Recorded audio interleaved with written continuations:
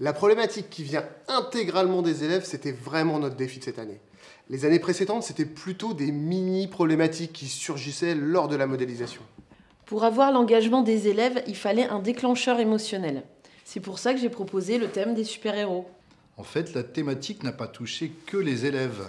Moi aussi, elle m'a renvoyé à l'enfance. Le thème hyperporteur permettait une entrée rapide dans le projet avec une implication immédiate des élèves. Cela leur a permis de faire leurs premières recherches et leur premier exposé dans la motivation absolue. En revanche, pour entrer dans le questionnement, ce fut une autre paire de manches. Contrairement à ce qu'on espérait, le questionnement n'a pas émergé par lui-même en classe. Par contre, lorsqu'on a organisé la première rencontre entre les 3 classes qui participent au projet au collège et qui se sont exposés les uns aux autres leurs découvertes sur les super-héros, quelque chose s'est déclenché. C'est vrai, suite aux questions posées par les 6e durant les exposés sur la vraisemblance scientifique de certains pouvoirs, en rentrant en classe, mes élèves ont commencé à véritablement se questionner.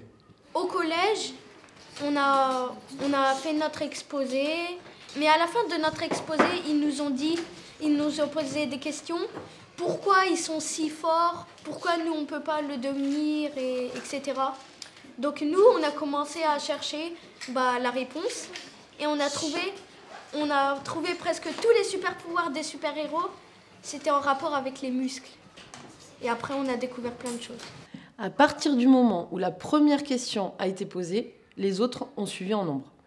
Mais il fallait aboutir à une problématique. C'était sûrement la chose la plus compliquée dans ce projet. Pour cela, on leur a demandé de catégoriser leurs questions et de trouver un titre à chaque thème. Suite aux échanges en classe entre les élèves, des questions ont été inscrites au tableau afin d'identifier des catégories. Patrice et moi avons lancé cette idée de catégorisation dans le but de faire émerger plus facilement une problématique.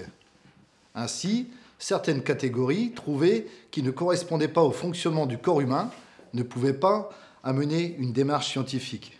En tant qu'enseignant, la démarche était d'orienter les élèves vers une problématique scientifique telle que le fonctionnement des muscles qui permettait des recherches et des expériences. Nous avons souhaité poursuivre la piste des questions relatives au fonctionnement du corps, car les élèves pouvaient très vite proposer des hypothèses, chercher des informations en BCD ou sur Internet. J'utilise très souvent une technique que j'ai vu faire au Sénégal, un travail de groupe hyper rapide. On annonce aux élèves la consigne.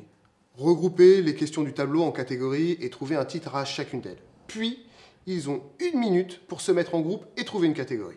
Ensuite, on compare les propositions et les groupes argumentent. Le fait de savoir que le temps qui leur est imparti est très court les oblige à rester concentrés sur l'objectif. Et pour autant, ils peuvent quand même argumenter entre pairs. Parmi ceux-là, on a choisi celui qui permettait de suivre une démarche scientifique. Finalement, dans toutes les classes, la problématique dégagée a été comment devenir un super-héros. Mais dans chaque classe, l'approche a été complètement différente. Au début, on a commencé par présenter plusieurs pièces de théâtre. Et sur la mythologie grecque, les super-héros, ils existent depuis très longtemps.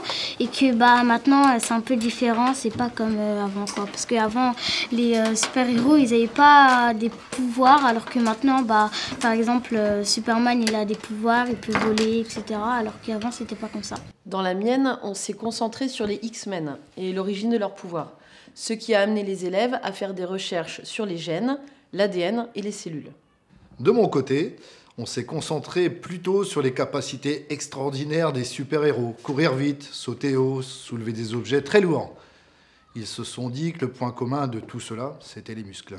Tout ça permet d'avoir une vraie dynamique de recherche. Les élèves répondent à des questions qui se sont vraiment posées. À partir de là, comment leur apprendre à faire des recherches ? Concernant les recherches sur Internet, il a fallu construire ensemble une méthodologie claire et productive. Car au début, les élèves ne tapaient qu'un mot et recueillaient des informations trop nombreuses et complexes. Ils indiquaient les muscles sur le moteur de recherche, en espérant qu'une réponse adaptée apparaîtrait un peu comme par magie, car c'est Internet après tout. Avec les enfants, nous nous réunissions au bout de 15 minutes pour juger de la pertinence et de la fiabilité des informations récoltées et des difficultés en échangeant sur les expériences de chacun. Est-ce que vous êtes tombé sur des articles que vous ne compreniez pas? Oui. Oui. Ah oui. Alors, Hayat. On a mis CM2 Et après, mes parents étaient en train de lire et on comprenait rien. Donc du coup, on a mis CM1, c'était plus facile. D'accord. Pourquoi vous devez mettre une information précise dans le moteur de recherche dans ce cas-là? Non. Parce que si par exemple on mettait comment fonctionne le muscle sans rien, et ben ça allait nous mettre un article de scientifique et on va rien comprendre. Voilà. C'est à travers ces échanges qu'ils ont dû apprendre à préciser leurs demandes en formulant des questions plus précises. Par exemple, comment fonctionnent les muscles plus CM2. J'ai confronté les enfants à leurs propres recherches en leur montrant que les informations proposées sur l'écran étaient multiples et complexes. Je les ai amenés à comprendre que pour avoir une réponse satisfaisante et adaptée, il fallait d'abord une requête juste et précise. J'ai eu la même expérience. Toujours dans cette démarche de construction du savoir, ils ont constaté que lorsqu'ils renseignaient dans le moteur de recherche un mot ou une phrase trop générale, ils obtenaient des résultats imprécis. Ils ont donc travaillé en amont les questions pour avoir des réponses pertinentes. Il y a eu aussi l'obstacle de la complexité du langage des informations trouvées. Je leur ai conseillé d'ajouter à leurs questions le niveau de classe, comme Cédric avait fait avec la sienne, et indiquer des sites adaptés à leur âge. Ils ont maintenant une cytographie utilisable dans leurs recherches documentaires. Après, les élèves devaient rendre compte de leurs découvertes. C'est là que les phases de bilan sont fondamentales. Ils doivent utiliser leurs propres mots afin d'être compris par tous. D'abord, on a parlé entre nous, on a fait des recherches et on a vu que la circulation sanguine, elle est composée d'une pompe, c'est-à-dire le cœur, et ça permet de propulser le sang partout dans les veines, quoi. Et quand on a su ça, on a essayé de trouver un schéma qui correspondait à la circulation. On s'est mis d'accord pour faire un schéma qui correspond à la circulation sanguine. Avant de faire le projet S'aventurer qu'on a commencé, on ne savait même pas qu'est-ce que c'est. C'est ce qui est très difficile puisqu'ils doivent forcément avoir compris pour reformuler. Pour cela, on faisait des va-et-vient constants entre des textes et des schémas. La nécessité d'être explicite pour les enfants sur le fonctionnement des muscles était d'autant plus importante que j'étais un peu ignorant du sujet et j'en jouais. Ils ressentaient qu'ils devaient m'expliquer pour de vrai. Les élèves étaient invités à effectuer des recherches en groupe sur Internet avec comme consigne d'exploiter ces recherches et leurs découvertes. Pour les exposants sur les super-héros, on est parti en salle informatique, on a commencé à faire des recherches. Après, on a trouvé plein de choses intéressantes. Avant les cellules, dans le muscle, il y avait les fibres musculaires. Dans chaque fibre musculaire, il y avait plein de cellules qui avaient besoin d'énergie pour le muscle. Après, pour contre les squelettes lisses, après on avait trouvé que chaque cellule contenait un noyau. On a vu sur une image sur Internet, chaque fois ils zoomaient et à l'intérieur des noyaux, il y avait 46 chromosomes. Les enfants ne devaient pas se satisfaire de trouver des informations. Il leur fallait me les expliquer, sachant que je me positionnais d'emblée comme un interlocuteur complètement ignorant du sujet. Il est évident, côté coulisses pédagogiques, que je ne pouvais pas être totalement profane pour la validation ou non de l'information. On apprend en même temps qu'eux, et c'est encore plus motivant pour tous. À notre tour, ensuite, de faire un travail de recherche de notre côté, mais aussi de recouper les informations recueillies par les élèves pour qu'il n'y ait pas d'erreur. J'ai cherché sur Internet des informations complémentaires, sur des questions que les élèves s'étaient posées, et sur d'autres questions que je pensais importantes à aborder par la suite. Pour certaines, je les ai mis un peu sur la voie. J'ai également apporté des documents écrits pour les enfants, Mon corps, 100 000 milliards de cellules de Laurent Degos, et L'incroyable aventure de la génétique de Victor Coutard, un ouvrage préparé avec l'Institut Pasteur.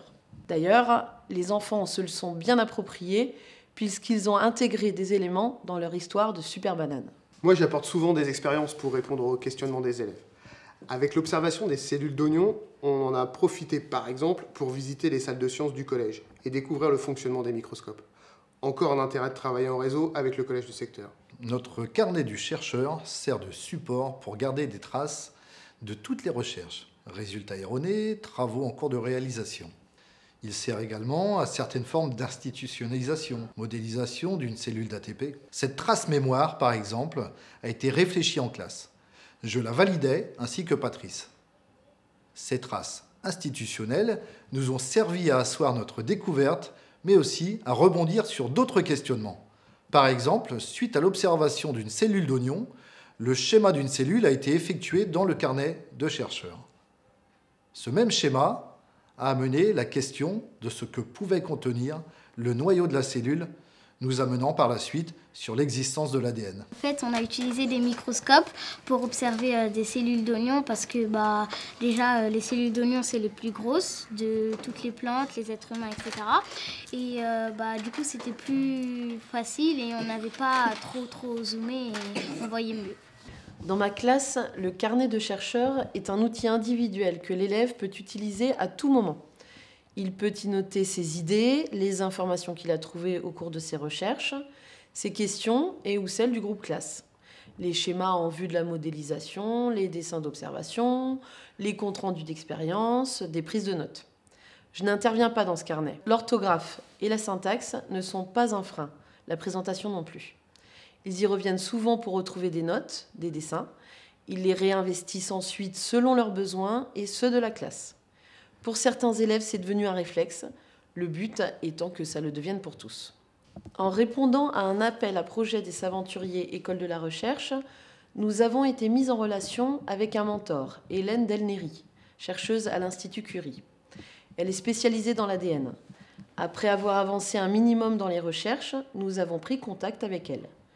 Tout d'abord par l'intermédiaire du coordonnateur, Patrice, qui lui a présenté notre projet, ainsi que les différentes classes participantes. Puis, les élèves ont réfléchi aux questions qu'ils pourraient lui poser. Un groupe d'élèves a commencé par préparer un mail. Avec les questions préparées par leurs camarades, nous avons fini par rédiger un mail tous ensemble. Les élèves se sont présentés, ont posé des questions sur le métier de chercheur, un métier un peu obscur pour eux. Hélène Delnéry, c'est comme si c'était notre ange gardien parce qu'elle nous aide dans notre projet, elle peut nous dire qu'est-ce qu'est l'ADN, si ça existe l'ADN HIT pour les super-héros et plein de choses d'autres. Elle est notre experte scientifique. C'est important pour les élèves d'avoir un contact avec le monde de la recherche à travers des professionnels. Finalement, c'est un travail de recherche assez habituel, sauf que les questions viennent des élèves, qu'elles découlent d'une problématique et que bien souvent les réponses débouchent sur de nouvelles questions. Les questions des élèves ont une triple fonction. Interpeller les autres élèves, préciser la question de recherche et mobiliser les élèves pour susciter l'envie de répondre.